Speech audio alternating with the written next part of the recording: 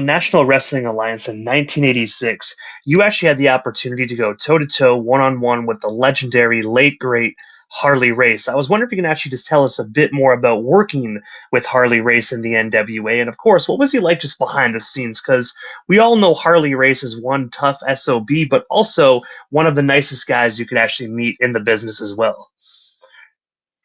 Yeah, that's actually a TV match right there, but I have worked him in some house shows, and that's my buddy Pee Wee right there. That's Pee Wee Anderson, the referee, and that match right there is the TV studio in Atlanta over there at TBS.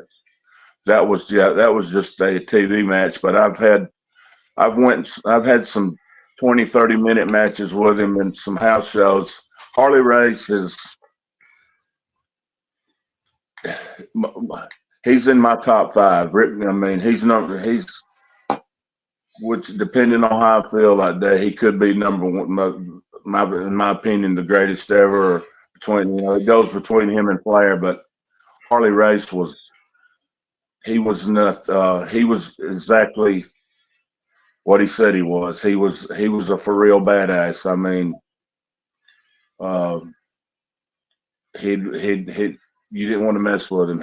He was you always wondered, who was the meanest guy in wrestling for real. If it really got in a real fight, Harley was one. He was for years. He was that guy. I mean, as a few came along since when he got older, but for the most part, Harley Race for many, many years was the meanest, baddest ass guy in the wrestling business. If you wanted to step outside, in the parking lot and give it a go, yeah, you didn't want to mess with Harley. But in the ring, well, you've seen him wrestle. His suplexes are that you can watch. You can pick out.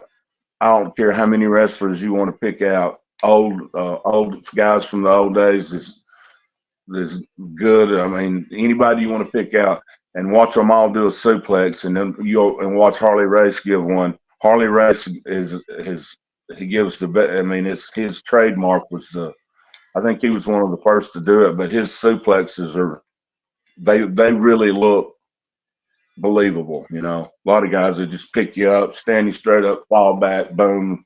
Don't really put any style in it, But Harley just next time you get watch a video of Harley, then watch him. He always does it. I mean, it's unreal. I think it may be because he's left-handed. We used to play a lot of golf together, and he swung a golf club left-handed. So, yeah, he's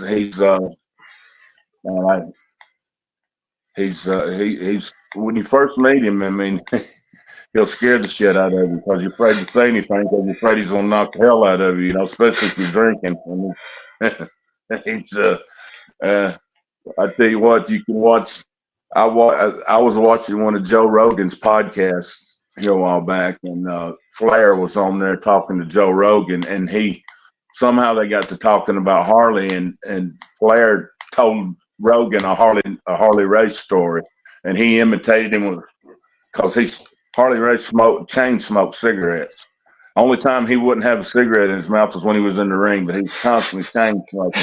But check out the Joe Rogan podcast that's got Ric Flair on it, and it's I don't know how many times he's been on there, but there's one on there where I've seen him tell it a bunch of times, but he tells a lot of stories about Harley, and he kind of acts it out. He kind of imitates Harley. It's funny as shit. It